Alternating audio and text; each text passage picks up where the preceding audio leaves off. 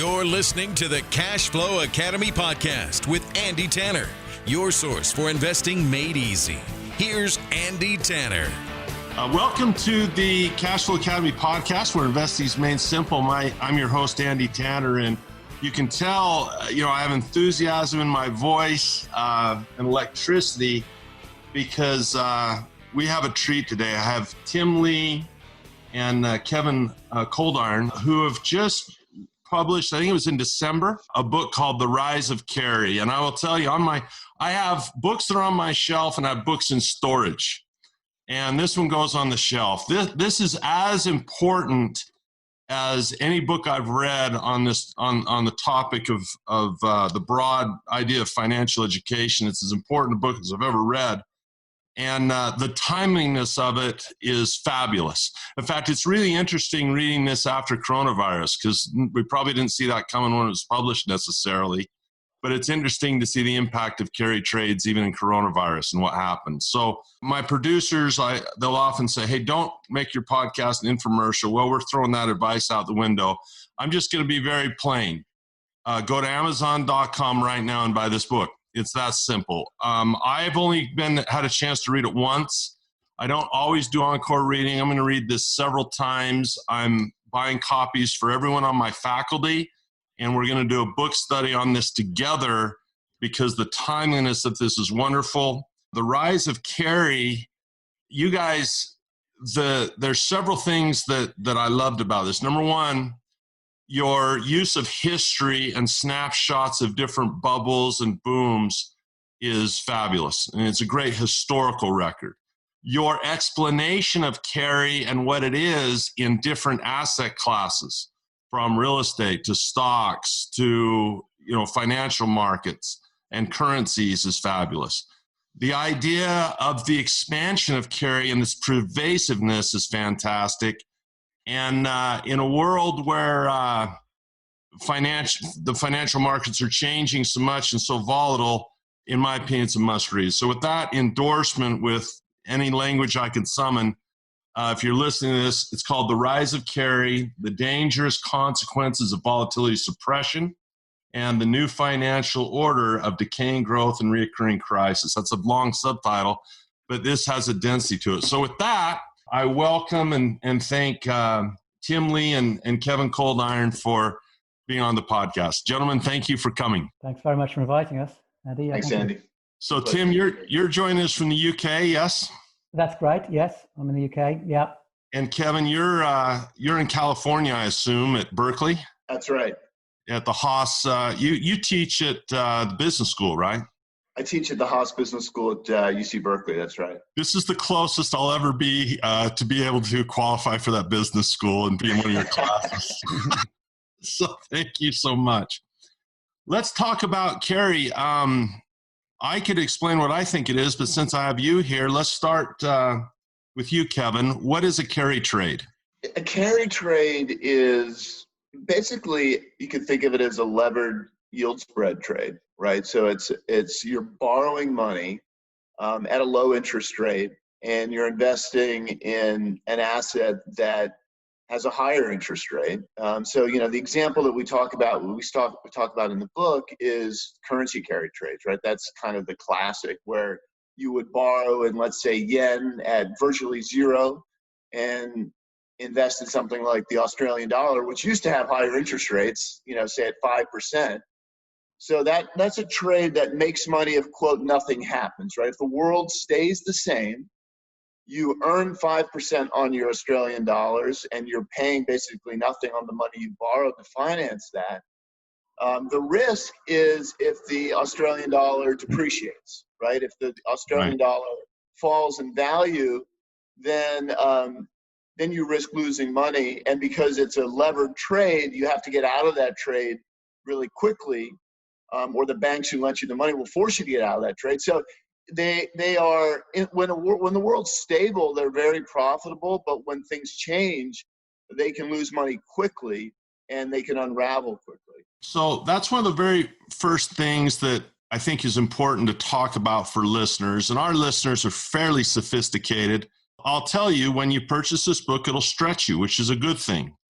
as I read your book, gentlemen, my thoughts went to the person who doesn't know anything about this stuff. It went to the person who contributes. Tim, in my home country, it's called a 401k. In Canada, it's an RSP. In Australia, it's a superannuation. I thought about all these people in their cars driving to work, just trying to make a living, that don't realize all this stuff is going to impact them. And one of the things that is important about the carry trade is it's pretty easy to say, okay, I'm going to borrow in US dollars and I'm going to loan those to people in Argentina or whatever, right? And do a carry trade. But the underlying value of the currency is a big deal. And in Europe, there were a lot of people in Poland that, they get paid in zloty. When they go to work, they get paid in zloty, but they borrowed in Swiss francs to finance their house. And all of a sudden, when you get unpegged from a dollar or something as a currency, all of a sudden their house payment just goes up 20%. They didn't realize it. So the idea of fluctuation of currency is a big part of this type of carry trade. Yes? That's right. So that happened in Eastern Europe, as you say, and in Hungary and Poland. But we're also getting across in the book that those kind of trades are reliant on, or those kind of transactions are reliant on the underlying volatilities remaining low. If the currencies are volatile, and as happened with the Swiss, they borrowed in Swiss francs, and the Swiss franc went up a great deal. There was a kind of melt up in the Swiss franc in early 2015. So those people who in Hungary or Poland who borrowed Swiss francs ended up going underwater on their houses because their mortgages in Polish zloty and Hungarian forints suddenly soared as the Swiss franc, in the debt soared as the Swiss franc went up. So they were reliant on the currency not being volatile, and they didn't realize that. But, as we explain in the book, it goes far beyond just the currency side, because there's so much in financial markets today, so many transactions and trades. And we suggest in the book that, you could even include private equity and things that seem quite far removed from these currency transactions. Yes. They depend on underlying volatility being low. They depend upon things not really changing. As Kevin says, you're making money if nothing much changes. I mean, another example is writing insurance or selling credit default swaps, where you take the premium. And although that might sound very different from the currency thing, it's really very similar, because if you borrow in US dollars or yen or something and put the money in a higher interest rate currency like the Turkish lira, you get that interest rate pickup, that spread, if things don't change much. That's rather the same as insuring, say, someone's property, where you get the premium if the house remains standing there fine. And it's the same as if you do credit default swaps, where you insure bonds. And we in the book, we kind of show that this extends far beyond that, and then well into things like derivative markets, where you can do complex trades, where maybe the simplest one of the complex trade is simply selling put options on the stock market, where you get the income, the premium, from selling the option if the market remains fairly stable or it doesn't go down a lot. And you can do a lot more complicated things with trading the VIX, which is a measure of volatility of the stock market. And so there's a whole, as we say in the book, it's sort of these kind of carry trades, they sort of started, you can see their origin in the currency markets way back in the 1990s. Before the Asian crisis in the late 1990s, which was really an episode of carry trades blowing up. But since then, we've had the same kinds of transactions, trades, evident in a lot of markets, and the scale of it is big. And maybe this is coming on to another topic, but the kind of proximate reason for that, if you like, or the immediate reason for that, we argue, is because of what central banks have done. Because central banks, such as the Federal Reserve, but also the European Central Bank and the Bank of England, have acted in a way that makes it look as though they're going to protect markets, that they're not going to let markets fall a lot. They're not going to let currencies. They're going to do liquidity swaps in the currency. And although maybe the person with their 401k may not understand all of the complexities of carry trades, they still have a sort of idea in the back of their head that markets are quite safe because central banks can print money, and they've shown that they're willing to use that power to prevent markets becoming volatile in ways that are going to harm them. So that in some sense, as we say in the book, the central banks are the ultimate carry traders. In some sense, they're the ultimate insurers, the ultimate protectors. And that's it's not really the final part of the story, but it's a big part of the story, I think, why all these different forms of carry have become so pervasive in financial markets to a much greater extent than people realize. So let me help our listeners understand the significance of this book and why I'm recommending it so much. One of the things you guys do a great job is defining, okay, what makes a carry trade? It has this. And one of the things you speak about, in order to be a carry trade, it has some kind of leverage, whether by debt or by obligation. For example, my son is 14. He's learning how to trade. And so we decided to sell one put option contract for him in his account to buy some Wells Fargo as a way to acquire that stock. In other words, we said, look, if it gets down this price, we would like to buy it. We're not making, a lot of carry traders don't want to keep that promise. We don't mind keeping the promise. We think that's a great way to acquire an equity. Why not get paid? And you're going to buy a dip and buy. You talk a little bit about buying the dip and that, well, how far does it dip? And all those things come into play. But what is interesting about leverage is, in the search for yield, financial institutions have become famous or infamous for using leverage that is huge. And I'm going to explain, and I'd like you guys to comment on this, that leverage can impact value because it provides liquidity. So for our listeners, to make this simple, let me see if I can use this metaphor to help them understand it. Let's say that there was a law passed, someone waved their scepter and said, no more leverage in the housing market. It's not allowed, no more. You're not allowed to get a mortgage. You got to pay cash for a home. I think most people would understand that the housing market would plummet because demand is not just the desire to buy something, it's the ability to buy something. And so by lowering interest rates and by creating lots and lots of accessibility to debt, that creates buying power on the other side. So for example, by loaning money, if I borrow in a US dollar, and let's say I loan money to Australia, that's an influx of capital into Australia, of liquidity in Australia, and now they can use that money to do with what they will. If we took away student loans, we said no more student loans, my opinion is tuition would probably go down. Because the more you get accessible to credit, it can drive consumption. And as we consume, those prices go higher because there's more people. So we're kind of moving from maybe a capitalism idea to even a creditism idea that in order to have growth, we have to expand credit. And in order to sustain growth, we have to expand credit. Was that fair to say? Am I thinking close? That we're having expansion of credit that drives production and consumption in terms of GDP, that without credit expansion, we get in trouble, yes? Yeah, that's. I think what you're saying is basically correct. That's right. There's a good summary of it. The carry trades, going back to the housing example, we explain in the book that carry trades, they're levered by nature because when things go wrong, if you've written, say, a naked put, if the market falls a lot, you're exposed. Right. Your potential losses could be extremely large. Whereas the gain you were making on the writing the put, the premium wasn't so big.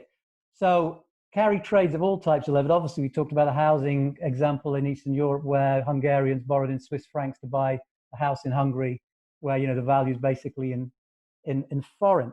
But yeah, the carry trades are associated with leverage, and leverage is often associated with debt. It doesn't have to be if they're complex derivatives, maybe, but it could be an obligation, right? Yeah, it doesn't need to be debt. A contingent liability. Yeah. Which hence the sawtooth pattern. I didn't mean to interrupt you, but hence the sawtooth pattern that you guys talk about is my premium that I collect on a put option is minuscule compared to the obligation I have and the capacity for the price of the underlying asset to fall. Exactly. So what makes this difficult for, I think, people to What it does is, it seems to me that as credit expands and as money, fiat currency expands, you use the word de-anchoring, I've used the word detachment, that there seems to be a detachment, maybe be it temporarily, from the gravity of fundamentals. Kevin, you wrote an article in Forbes recently that said we're going to buy equities. Well, not we, but the Fed's going to buy equities.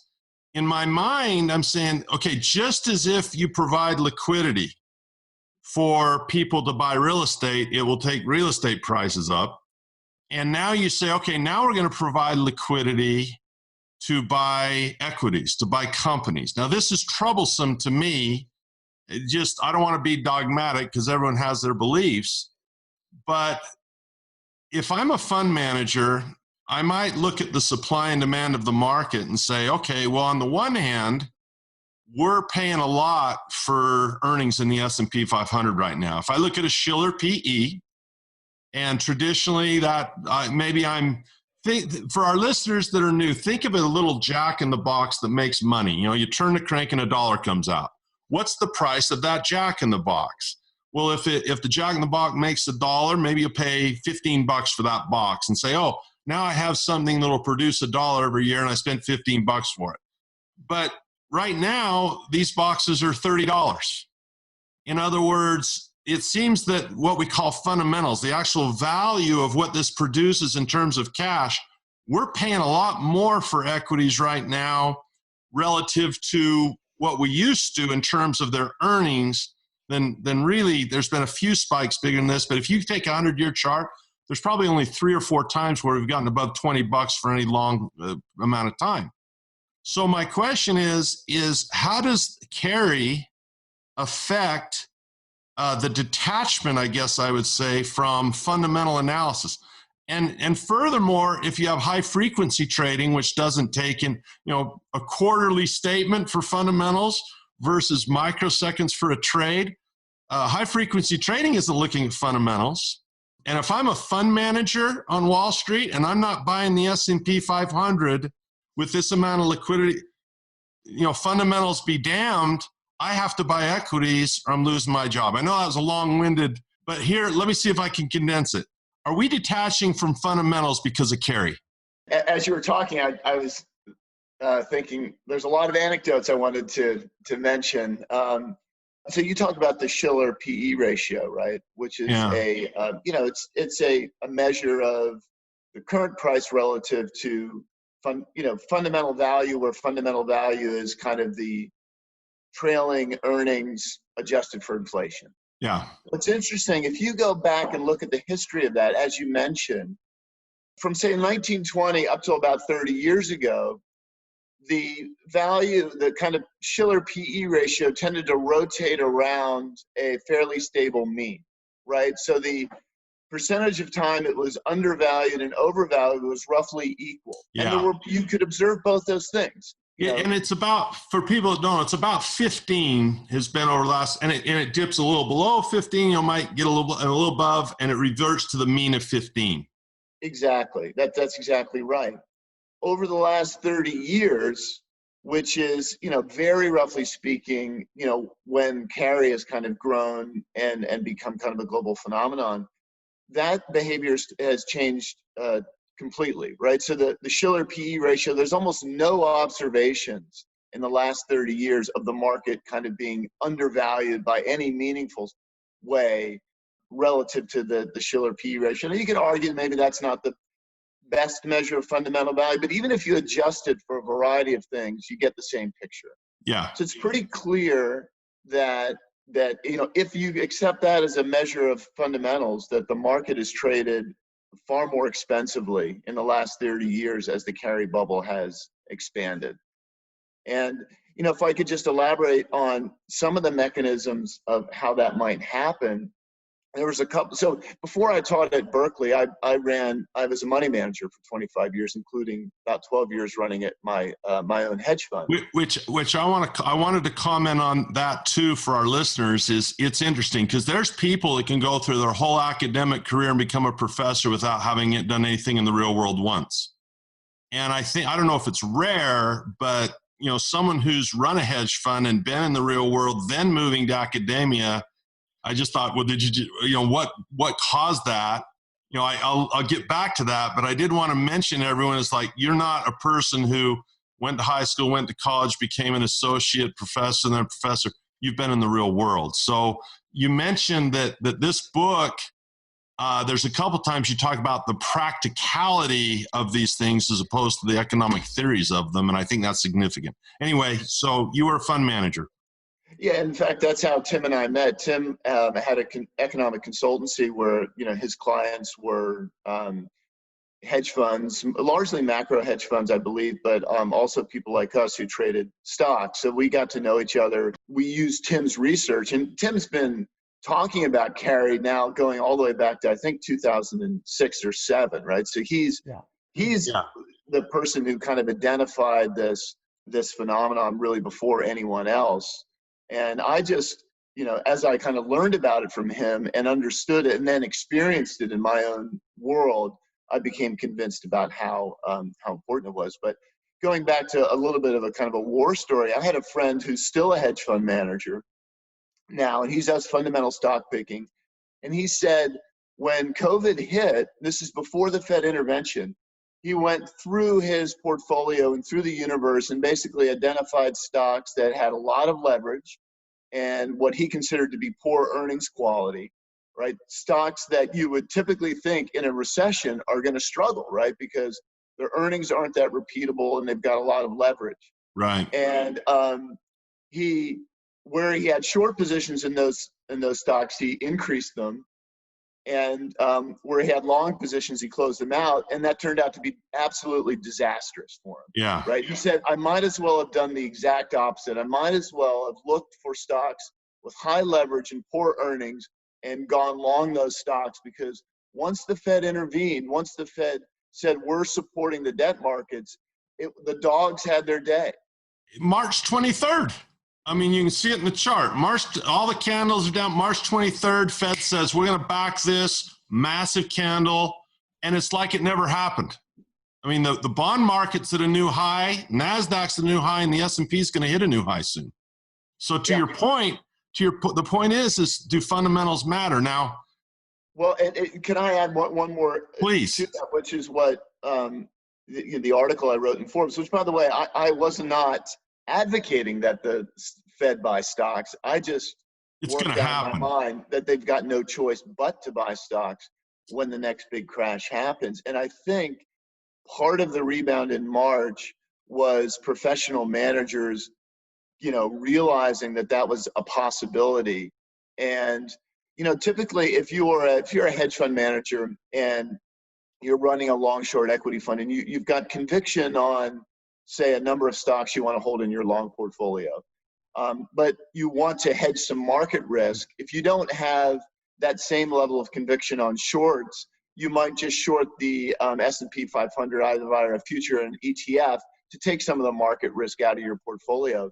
And I think what happened was those hedges were taken off because no one wanted to be betting against the Fed if they did come in and buy stocks. And I think that added to the market rebound in March and April was the removal of those hedges by professional managers. So the question for investors is always, that's a very difficult one for me. I loved, one of my favorite books was Benjamin Graham, The Intelligent Investor. It talks about that's really a book on temperament more than securities analysis, really. But we talk about fundamentals and saying, look, we buy a company that has a strong balance sheet.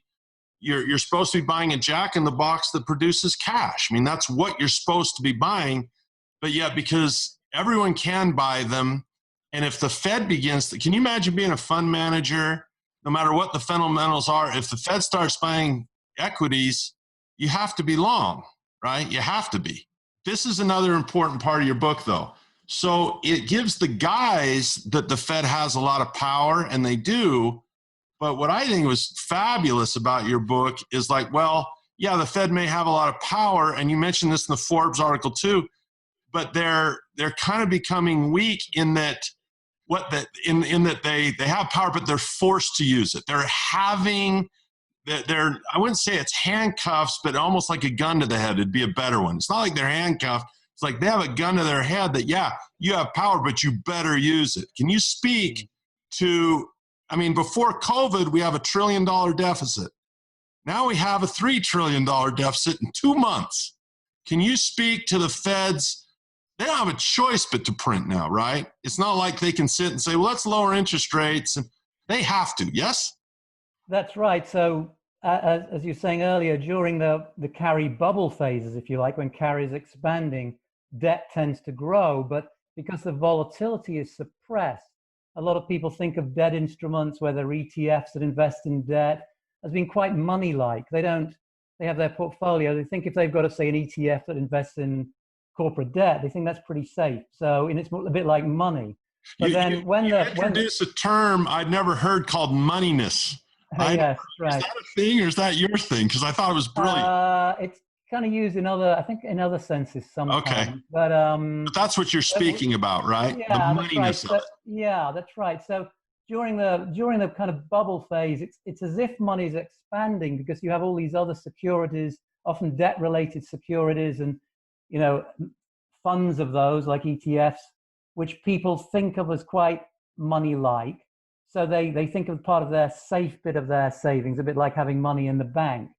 So that sort of grows during the bubble phase when the debt's building up. But of course, when we reach this point when leverage is too excessive and there's some shock or something happens, because we say that, carry, as Kevin was explaining, carry trades make money when nothing happens, but something bad happens like coronavirus, COVID comes along, suddenly then all that leverage sort of catches up with us and you start to get an unwinding.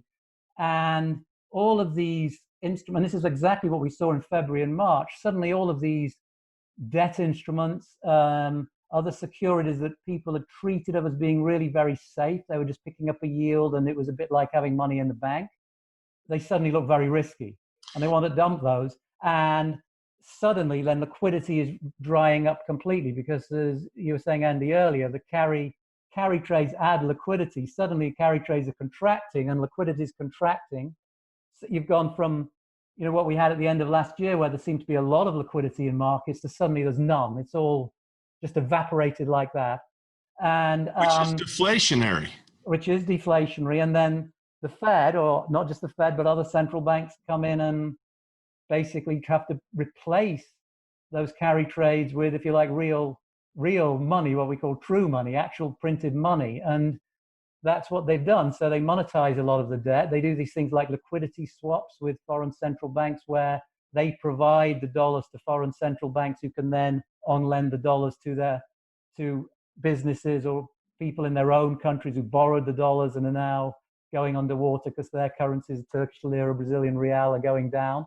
So it's sort of all of this stuff you had this build-up during the bubble of debt and leverage, which seemed kind of like it was creating money in some sense because the volatility was low, so people felt safe with it. But really there were those hidden risks all building up. The leverage is like a big hidden risk building up. The crash, like we had in February and March, it all starts unraveling. Liquidity evaporates. The carry trades get withdrawn or reversed as many people who did them businesses face margin calls on them. And then the central banks then are, as you say, they don't really have any, it seems they have no option but to monetize a lot of that by buying the debt themselves, doing liquidity swaps and all these other things, which are adding, well, particularly the buying the debt adds directly to money. And that's, money supply in the US and in other countries, particularly in the US, has jumped, I think, in an unprecedented way. It's sort of up about 20% for M2 money supply, huge increase, bigger than we saw, in any single period in the 70s, for instance, when we had very high money growth. But the interesting thing about that is that in the first instance, that isn't necessarily as inflationary as you would think, that aspect of it, because in some sense, the inflation already happened before when people thought the money was being created, but it was actually only risky debt securities. So replacing the risky debt with money in the very first instance doesn't create inflation in the way you might think it would immediately. Another way to think about it at a practical level, if you had an ETF which invested in high yield debt, for example, and suddenly all this debt's collapsing and you're looking at your portfolio, you're worried about that. But then the Fed comes in and starts printing a lot of money to buy that debt. Maybe you've sold some of your ETF and some of that debt they buy, and maybe now you have some money where you had some of that debt. You won't necessarily think, oh, I've got all this money, I'm going to rush out and spend it, because that was money that you had in debt that you thought was in debt securities that you thought was safe. And now we've had a big shock. So you're not probably minded to think, oh, I've got some spending money now. So in the first instance, replacement of the risky debt with money doesn't necessarily increase inflation. But I think it's very important to note that not just in the US, but in the UK where I'm sitting and elsewhere, we're having a lot of money printed, which is more than that. It's actually money printing, we're having money printed, which is really straight deficit monetization, because governments are, in the UK certainly, paying people's wages when they're not working, propping up businesses. So we do have this, I think it needs to be said that we have this additional money creation, which is more straightforward MMT, money, modern monetary theory type deficit monetization, if you like. That poses, that's why we're in a tricky area, a tricky time now, because we explain in the book that the Cary, what we call the Cary regime, this idea of Cary growing through these extended growth periods interspersed with crashes, the growth of that really depends on inflation remaining low and interest rates remaining low and volatility returning to low levels. If we go into a lot of inflation, it won't really work anymore, because then we'll have more uncertainty about the future, meaning more volatility. We'll have higher interest rates, which will start interest rates moving up, which starts to make spread trades look less remunerative. So it's a complicated explanation, which we approach in a few ways, but Cary doesn't work very well in a high inflation environment. So if all this money creation does create inflation down the road, then that might actually bring the Cary regime to an end, which would mean, I'm not saying that definitely will happen, but it could. And that would then mean we'd be in a very different market environment from the one we've been in for the last 30 years. And I think that, it's interesting to me, and this is my own personal view, which not necessarily my co-authors may not share it completely, but I think in some sense, coronavirus and the reaction to it is a Cary phenomenon in itself, because kind of shutting down economies, which we've particularly done here in the UK, you could argue forestalls the transition of the money growth into the economy, because you're sort of not really allowing spending to take place. So you've created all this money. The Fed have created all this money. Bank of England have created all this money. But it's not very easy to translate into demand in the economy at the moment, because economy, certainly in Britain, we're semi-shut down. So it's still easier to translate into the carry and the securities markets than actually start to give us inflation. So, another aspect of the book we talk about is how, towards the end of the book, we talk about how this phenomenon of carry is in some sense about power and about the concentration of power and the concentration of wealth. And it's a bit of a philosophical argument, but you could argue that we see some of that in some of the things we see going on in the political world and some of the movements we see around the world. We're seeing the same kind of phenomenon, which for now may repress inflation for longer and allow carry, I think carry to continue to expand. But once we have a breakout in inflation with money supply growth rates this high, then it might come quite quickly, and then we would, that would end the regime. So in the book, we're a little ambiguous about whether we're close to the end of this carry regime or we've still got a long way to go. And it's really inflation, which is the key thing. Well, the word you used, which I thought was great, is you said, and you mentioned the timing would have to be exquisite, which I thought was a great phrase. That knowing when these things are going to happen is always the guys with the big short look like they're brilliant, but their timing could have been off, right? I mean, there could have been 20, 100 other people in the same trade that had the right idea that we have these CDOs that were way overvalued and all that type of stuff.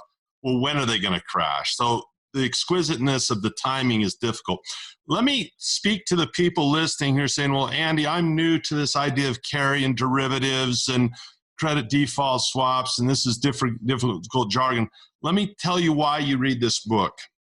I've been personally, and I don't want to be dogmatic, but I've been very critical of 401ks, very critical. And you talked about moneyness in believing something is money when it's not. And the average person gets their 401k statement and says, oh, I got $300,000 in there. And one of the points that you make, just a wonderful point, that the S&P 500 is the central carry trade. I mean, it is. And the reason that is because of all this fiat currency and all this central bank movement, we can create a detachment from fundamentals where we're buying the S&P, we're buying stocks that might not be justified in a traditional fundamental sense. So the reason I tell people to read this book is the dogma you were taught is to diversify out of risk. And that's fine if you have British Petroleum. You know what BP stands for? It's not British Petroleum. It's broken pipe is what it stands for, because when British Petroleum broke their pipe in the Gulf of Mexico, they lost 50% of their value in a month. Okay, that makes sense. You broke a pipe, you're going to have problems, your value goes down. That's called a non-systemic risk, where that risk was kind of, Exxon still going and Shell still going. But I think what the Rise of Kerry speaks to is a tremendous increase in systemic risk that you cannot diversify out of. Does that could you speak? So when someone says, well, Andy, why should I learn all these complex things? Why should I study this? If you have a 401k, you have exposure to the debt market and bonds and the equity market, which is basically the S&P 500. And as you age, you're supposed to move from equities to debt, but you can't find yield because interest rates are low. So you're having to stay in equities. If the Fed is subsidizing debt and the Fed is subsidizing equities as well, which you're predicting and I agree will happen, that makes the S&P the carry trade. Yes, that's what you're saying. That makes the S&P 500 the carry trade. And if you got a 401k, you think that's money in there. And it is not like a deposit where I can go to the bank and say, well, please give me my money. That is something that has to be sold in order to be turned into cash. There's a step. It's inventory. It's not cash. It's inventory, and it's inventory of something that might be overvalued, and the gravity of fundamentals. I don't know if you really can detach permanently from fundamentals, because that gravity tends to pull you down to earth. And even if you escape the gravity, now you're in space and you want to come home anyway. So could you speak to the idea that the S&P 500 has now become the global carry trade? That's it. And the central banks are kind of part of that carry regime, yes? If I have a 401k, should I read your book? I feel like one of the key insights, particularly for your listeners in the book, is that it's just what you said, right? The S&P 500 is central to the carry regime. And the pattern of a carry trade is kind of long periods of consistently moderate profits and occasional crashes. Let me interrupt you just there so people understand that. My dad wanted me to be an anesthesiologist. And I said, why? He says, because they make the most money with the least effort in the operating room. I said, Dad, an anesthesiologist's job is hours and hours and hours of boredom with intermittent moments of terror when the patient's going to die. And the way to understand what I think Kevin is saying, everyone, is picture yourself as Allstate or Farmers Insurance. And as long as the sun is shining and there's no automobile accidents or anything, you get this steady income of premiums coming in. But when Hurricane Katrina is in the Gulf of Mexico, you're experiencing terror because you are exposed to obligations and promises. So the nature of the carry trade, the iron condor trader, a lot of guys learn what an iron condor is. And they say, 80% of the time, I'm going to kill it. And then all of a sudden, those options go into the money and their account blows up. So it's important to have context on what Kevin's saying is that carry trades give a pretty consistent income until they don't. And when they don't, it's god awful is the word. So continue. I didn't mean to interrupt you, but that's no, that's an important context. It's very important. And so what it means is that the S&P is going to behave like that. So crashes in the S&P are not black swans, right? They're not 1,000-year floods. You need to expect that they're going to happen, right? So that has to affect how you allocate to stocks and how much of your wealth you allocate to stocks, and then how are you prepared to get through the crashes. And it might mean that you need to hold a lot more true safe assets like cash than the kind of typical financial advisor would recommend. You need to have something, you need to have a balance sheet that's going to allow you, a personal balance sheet that's going to allow you to live through these S&P 500 crashes. That's my takeaway. This is huge. Let me interrupt here. What you're saying is huge because the argument you make is everyone hears the Fed and they think inflation. But because of the regime and this nature of periods of stability with big crashes, what that actually means is the Fed can be deflationary. And as I look at a guy like Warren Buffett during coronavirus, I'm like, why does he have so much cash? Why does he have so much cash? Well, you just said you've got to have cash and you've got to have delta hedges, so to speak, to deal with. I mean, if I'm trading iron condor, I have to know how to delta hedge, or you're insane. You're insane to have any short option that's naked without an ability to delta hedge and knowledge of that. Now to say that the S&P is like that, what's the delta hedge in a 401k for the average person? Exactly. And we do talk about that in the book, that there is some evidence that you can, if the timing is exquisite, you can kind of time volatility a little bit, but the average person can't do that. Even professional investors can't do that well. So it makes it very, very tricky. And the other thing to remember is that, as Tim said, long term, the risk is that the Kerry regime ends through inflation. So while the Kerry regime is going, it might make sense to have a lot of cash, but obviously if inflation takes off, you'd want to have something that's, real assets that are going to go up in value. So you do need to be very aware of kind of where we are. You need to keep a real close eye on where interest rates are. And if interest rates start going up, you need to be prepared to switch to an asset, maybe even something like gold, that's going to have some positive beta with respect to inflation if it takes off. I'm not making any recommendations about personal asset allocation, but I like gold as insurance. Gold is a difficult asset because it doesn't cash flow. It sits there. And there's cash flow investors and there's capital gain investors. I love a dividend. I love cash flow from a dividend. And right now, when I see a coronavirus hit, I think, wow, if they can keep paying their dividends, you're getting some pretty good yield by buying dips in terms of cash flow dividends. If you're Warren Buffett and your cost basis in Coca-Cola is $4, well, great, enjoy your dividend. You're more immune from this type of stuff. I mean, the thing I love about Buffett is he has Fruit of the Loom. And I often tell people, say, hey, what's the stock quote on Fruit of the Loom or Geico or See's Candies or Dairy Queen? They go, well, I don't know what it is. I go, because he doesn't care. He looks at it as a business that produces cash flow because of value consumed by a consumer. And that's kind of a nice place to be. But with stocks, that's more difficult now because of all the derivatives, and the carry trade can inflate and manipulate these with volatility that will probably, we're going to see an alligator mouth in the S&P, I think. We're already starting to see it. Bigger booms and bigger busts, right? Yeah.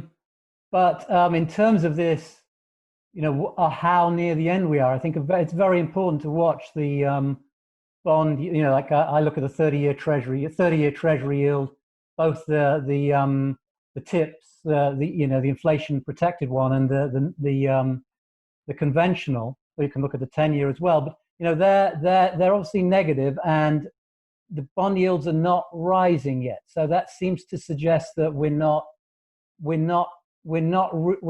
kind of seeing the emergence of inflation yet, even though gold and silver are going up a lot. we're not. And I think the point about your point, Andy, about this, we call it a progressive de-anchoring of the structure of market prices from fundamental economic reality. We say that in the book, which is what we think the Cary regime is, which we say in some sense is about power, because power is the same thing. Yeah. But the point about that is, well, we say this in the book too. It's bad for the economy. There's a feedback that's bad for the economy because it over time it kind of cumulatively misallocates resources in the economy. It means Yeah. it means that the financial markets are not doing the job that they really exist for, which is sending price signals to businesses about which goods are in demand and which are not. What are the goods and services that people want? What they should be producing. It means that in terms of financial market prices, particularly investing, it's kind of mucking up the price system. It's part of mucking up the price system, and meaning that the signals from financial markets, which are sort of signals to businesses about what's good to do and what's not good to do in terms of investment and financing and everything, are very distorted. And over time, that has, I think, cumulatively bad effect on the economy, which is why, regardless of what GDP says, real interest rates, if you look at TIPS yields over the last 20 years, they just keep going down and down. Yeah. And to me, that says, and we say this in the book, that the prospective return on investment, maybe not the return on investment in the immediate, right here and now, but prospectively over the next 10, 20 years has to be poor. I mean, because otherwise, why are real yields so low? I mean, real yields are really telling us the return on assets long run must be poor, because these things are all linked together. The real yield that's captured in the bond yield and the real return on investment, the real growth rate, they're all closely linked together, the prospective real growth rate. So the Cary regime is really over time harming the economy. And that means that, as you said, this disconnect between financial asset prices, it cannot last forever. I mean, there must be some limiting point. And we talk about that in the book, about we call it the vanishing point, but it's a kind of limiting point. And it is interesting to think, it's not exactly the same as a Ponzi scheme, but it's interesting to think of it because it's a little similar. If you have, if you were a client of Bernie Madoff, you had all this supposed, you thought, money in his fund, but actually it didn't really exist. Right. But you carried on your life as if it did. He was detached from fundamentals. He was detached from fundamentals.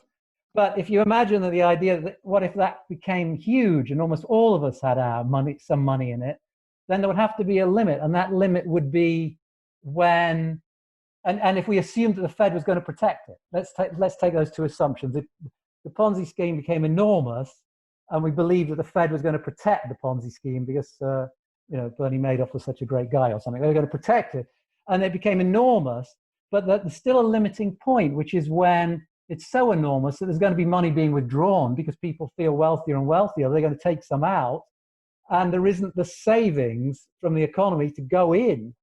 So it can't go on forever because this Ponzi scheme, that hypothetical Ponzi scheme gets bigger and bigger and the economy is getting worse and worse. There has to become a break point. And that is the break point where either the Ponzi scheme collapses and can't be rescued, or the central bank, the Federal Reserve in this case, just monetizes the whole thing and prints money to pay everybody out of the scheme. There is that limiting point in the end. It can't, this whole thing of Cary, it's gone on for 25, 30 years. I don't believe it can go on forever. And, it's interesting to think, there are some signs with real interest rates being stuck negative. And although it's right for people, I think, to worry a bit about inflation, we see commodity prices rising. We've had massive increase in money supply.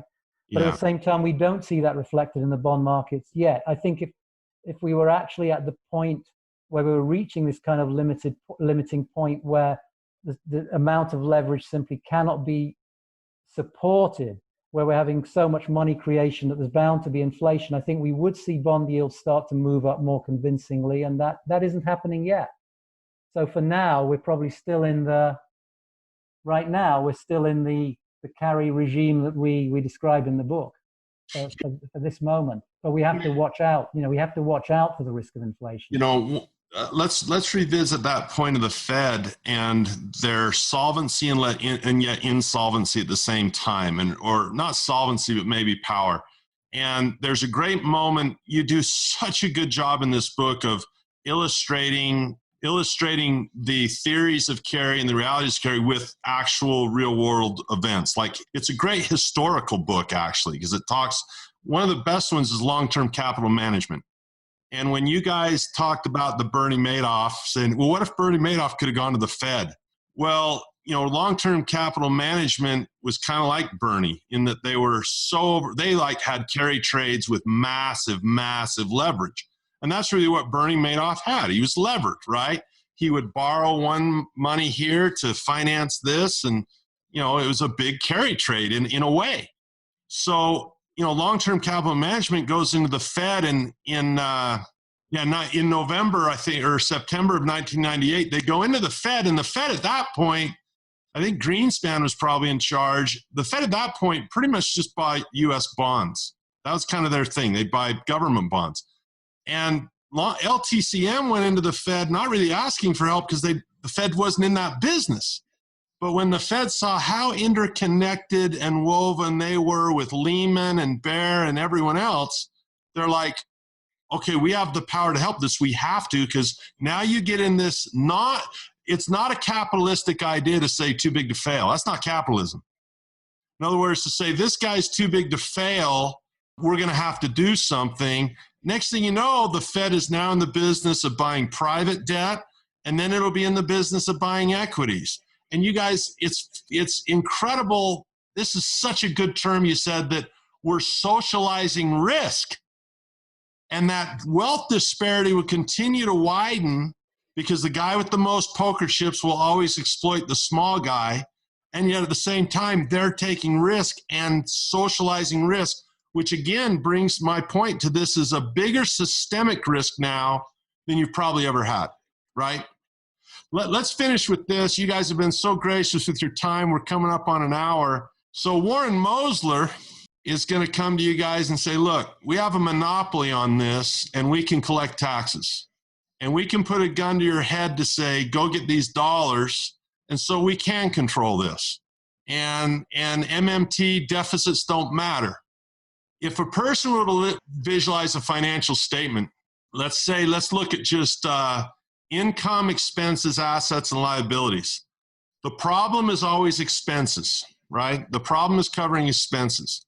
So you can take care of new expenses with new income and new money from the income statement, or you can take care of expenses from your balance sheet, old money on your asset column, or you can take care of expenses with borrowed money, which is really a promise of future production.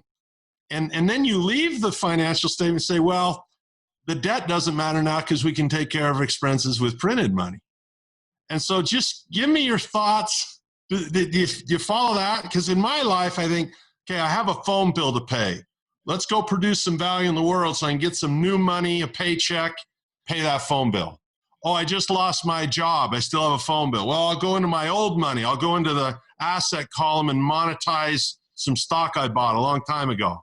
Oh, that's gone now. Okay, well, now I'll get on my Visa card and I'll use borrowed money to take care of that. Well, I don't need to worry about that now because I have an unlimited debt because the government will always buy my debt. So I don't need to worry about debt because the government will buy it. So tell me about MMT. I think we're going there whether we like it or not, regardless of who's in power politically. We're printing money like never before. What are your thoughts on modern monetary theory? Are they smoking Colorado grade marijuana? Is it real? Yeah, I mean, I think that in many ways, as you're saying, Andy, we've gone down that route a bit already, maybe quite a bit. I mean, we're really going down that route. So it's already happening, really. I think that there's several things wrong. I mean, the big picture, there's several things wrong with it. I mean, the most obvious thing, which everyone points to, is I think the MMT theorists argue that, okay, yes, if you go over the top, if you print too much money so that the resources of the economy are all entirely used and then carry on, you'll get inflation, but you can deal with that at the time. But I think that's a big statement saying you can deal with it at the time, though, right? Yeah, I don't really agree with that. And we used to we used to talk about, monetary economists used to talk about the lags and the leads. Once inflation gets started, it's difficult to stop. But I go back to what I guess is, from an economist point of view, a little more of an Austrian school view. I think all of this stuff is undermining the way that, price systems work in what should be a largely private economy, and we say in the book that capitalism in the traditional sense of being, a system which is mostly about private individuals and private businesses bearing risk, about free and competitive markets with a lot of competition, and free financial markets which are not interfered in too much with, those. History says that they've done better than planned economies. Sometimes that difference takes a long time to emerge. I mean, apparently, I'm told that, after the Second World War, it took a while to be absolutely sure that West Germany was outperforming East Germany. It wasn't obvious straight away.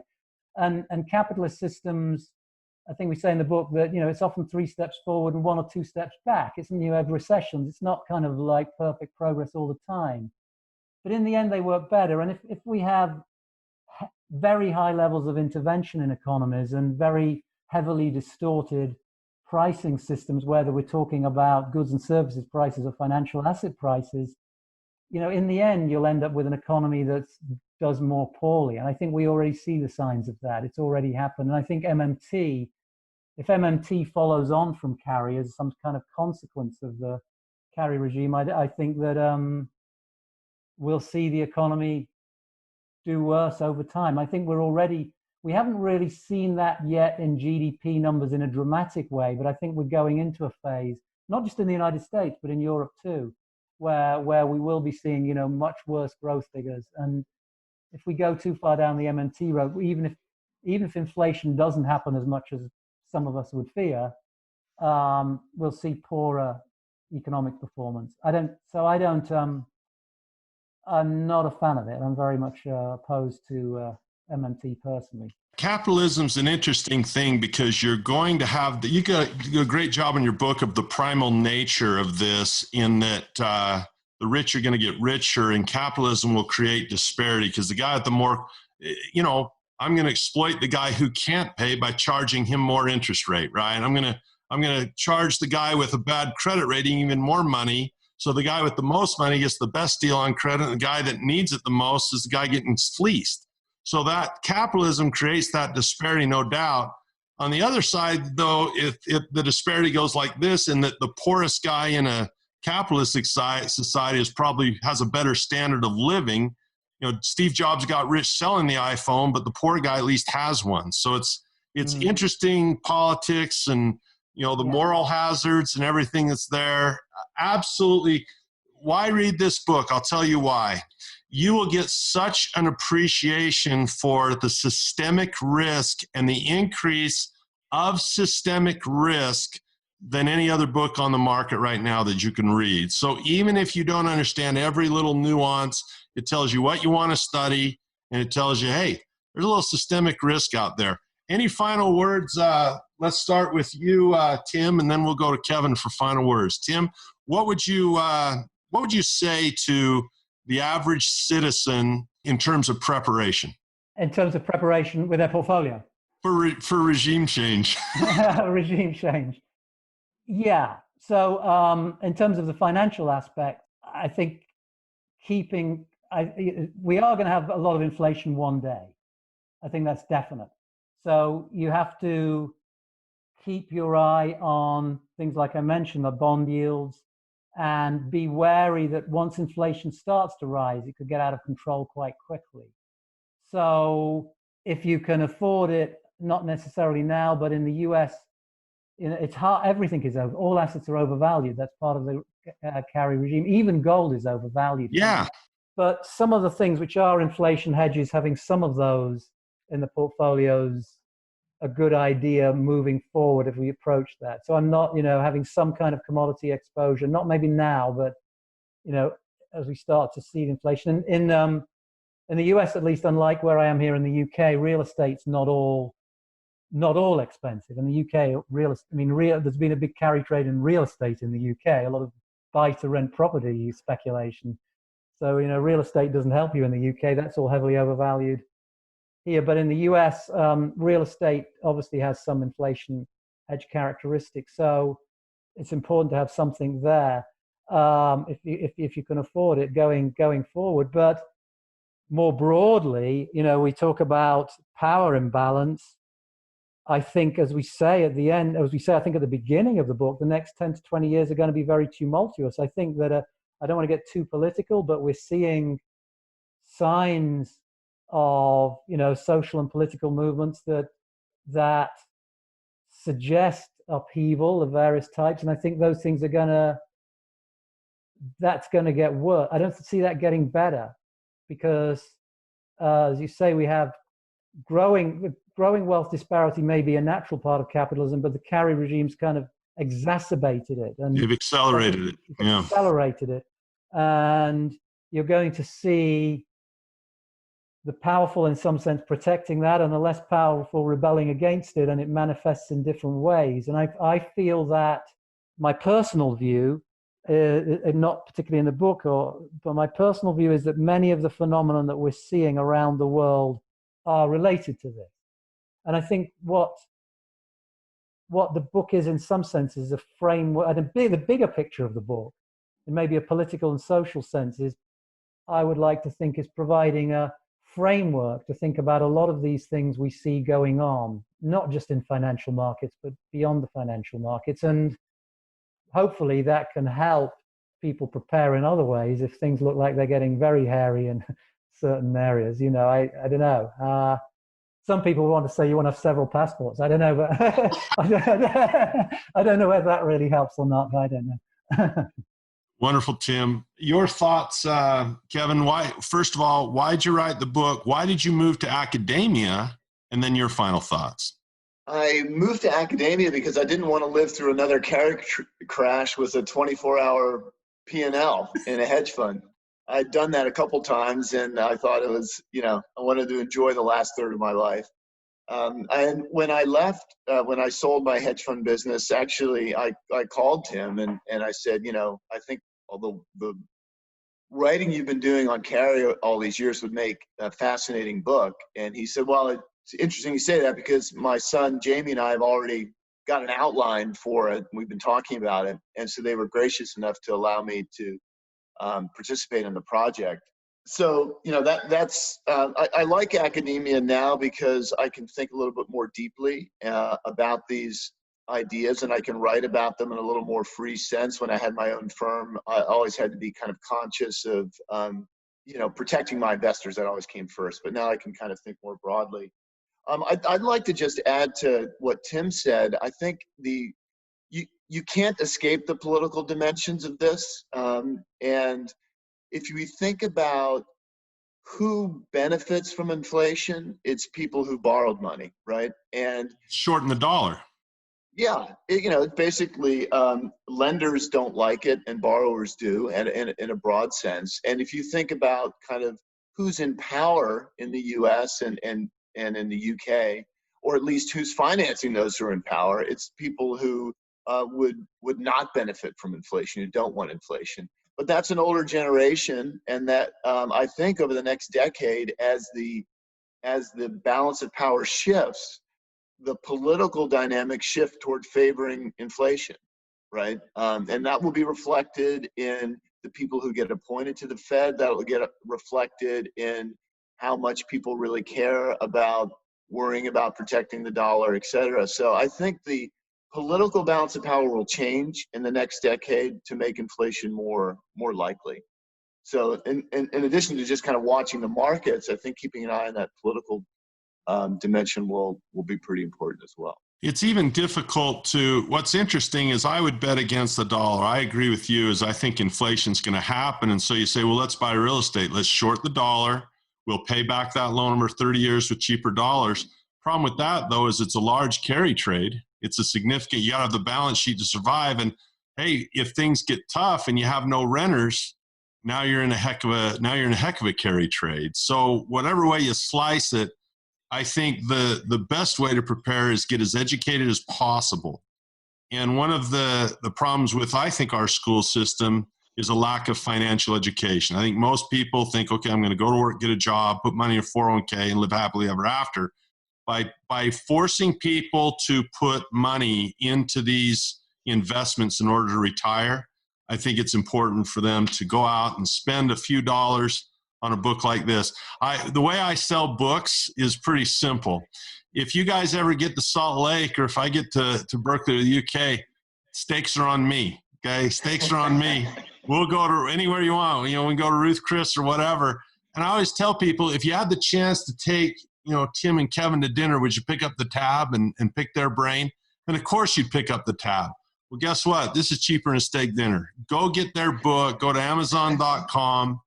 Get this thing. Hey, it's going to be a tough read for a lot of you. I'll disclaim that right out of the gate. It's worth the mental effort and the rigor to say, hey, what are these guys really saying? Because there's systemic risk.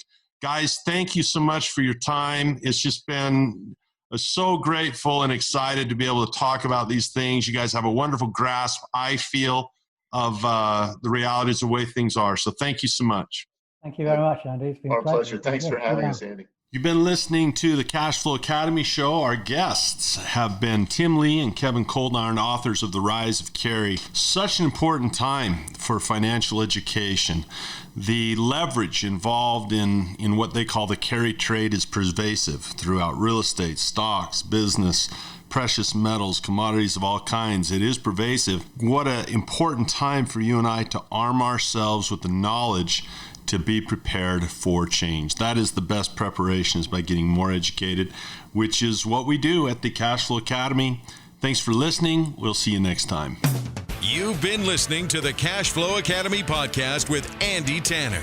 For more information on investing made easy, go to thecashflowacademy.com.